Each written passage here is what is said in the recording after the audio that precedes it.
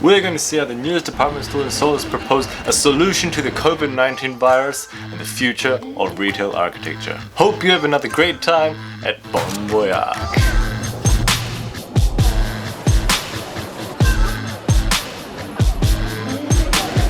Shit, forgot to shave.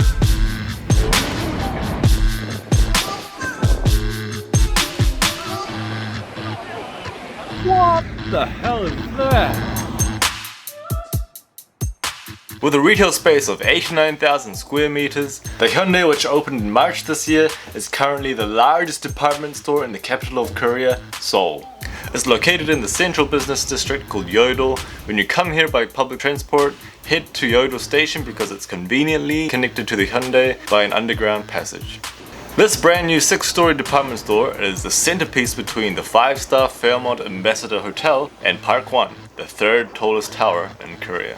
With all the COVID-19 trouble we've been having lately, the Hyundai is the first department store that attempts to adapt to the COVID situation by integrating the concept of retail therapy. More on that when we get inside. So the exterior is designed by Richard Rogers, who we should know from the Lloyd's building in London and the Pompidou Centre in France. And to put it simply, he is known for showing the functional and systematic elements of a building like structure, air ducts and water pipes on the outside as a visual element. And by doing so, he is showing the world what modern technology is applied to the building. This is a particularly unusual design style because normally the systems of a building are hidden from plain sight because they can look super messy, like the back of your computer or open up any door you're not supposed to.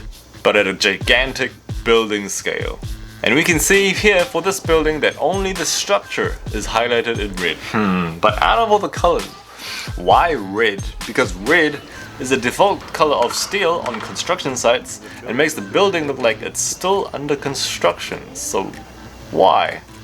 Well, there are two conflicting opinions out in the public and none of which I think is the truth. So one, there are people who say that the red is inspired from the fabulous, wonderful Dancheong of Korea, which is the name given to the decorative colors of traditional Korean architecture. No way. This is a joke.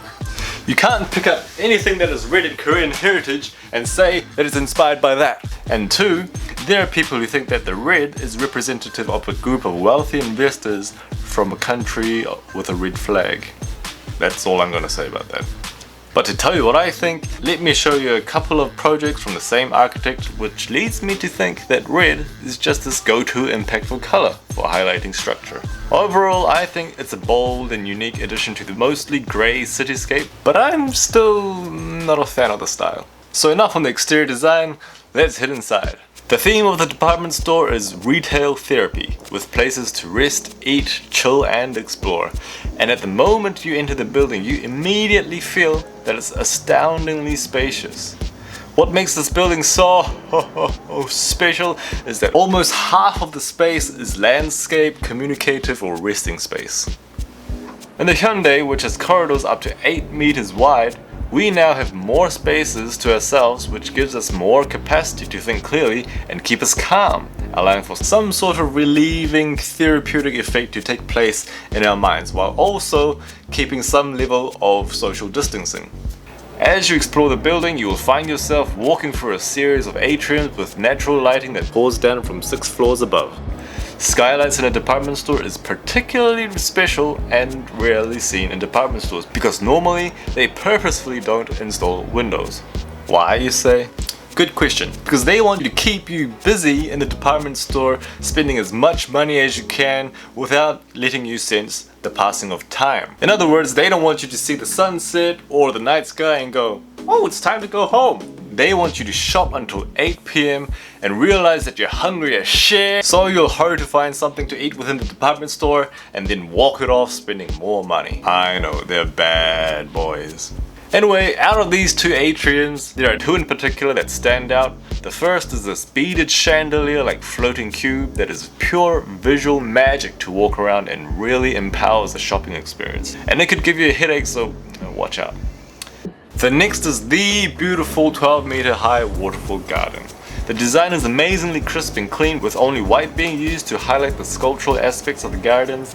The white color, delicate curves, the sound, the water, and the greenery really give off a therapeutic feeling to the space that is exactly what this architecture is about. With a natural light falling from the ceiling, the beautiful trees stand healthy and green.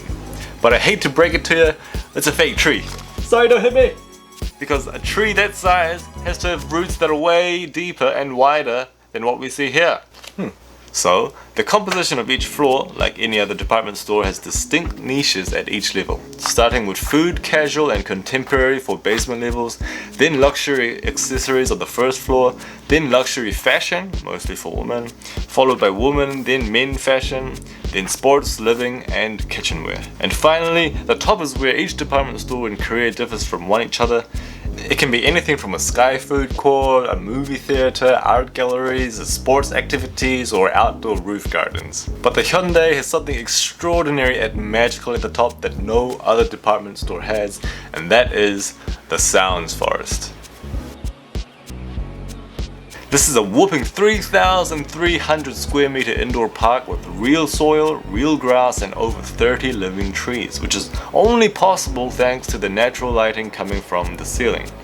This is so fantastic because real plants is essential for true therapy, and again, the retail therapy concept is so strong. You can see I really love architecture, and you know what? It is my pleasure sharing it with you all. We can see real human resources are dispatched to maintain this park, and this defines a new boundary between architecture and landscape. Because in the past, architecture was the building and landscape was like the sprinkles and icing on top.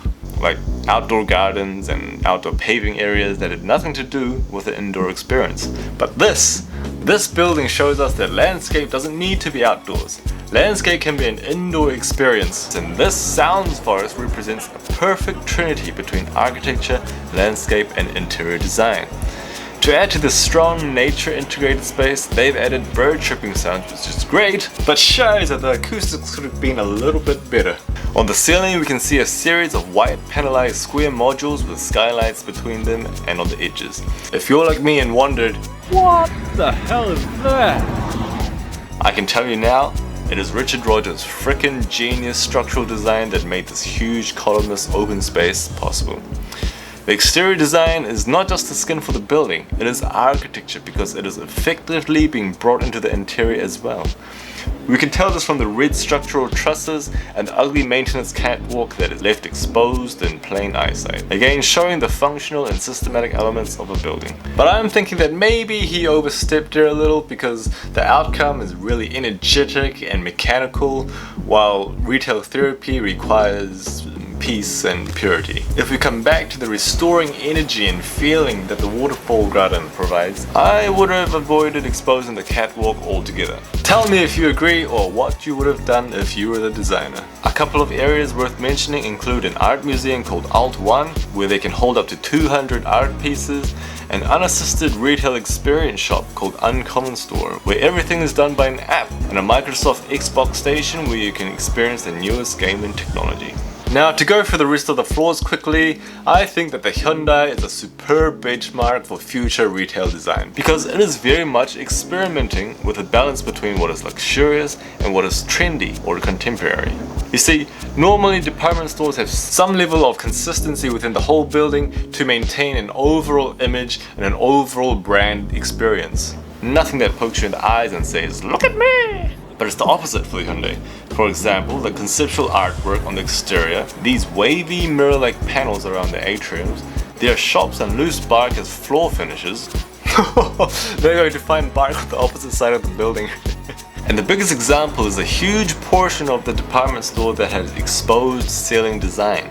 Exposed ceilings do give off a modern look, but more importantly, gives each shop owner the freedom to do whatever they want regarding their area.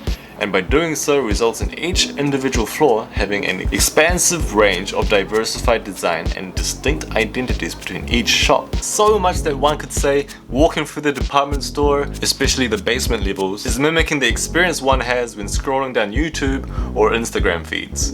Looking for different vibes, looking for different content, and looking for something to catch our attention. What the fudge? Really? Is that the S word? How did that pass the board of... Do Koreans even know what that... No.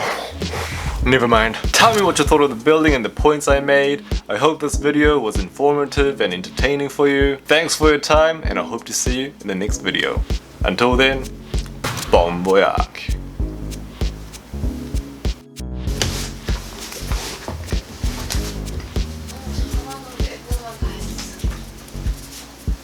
다 했어.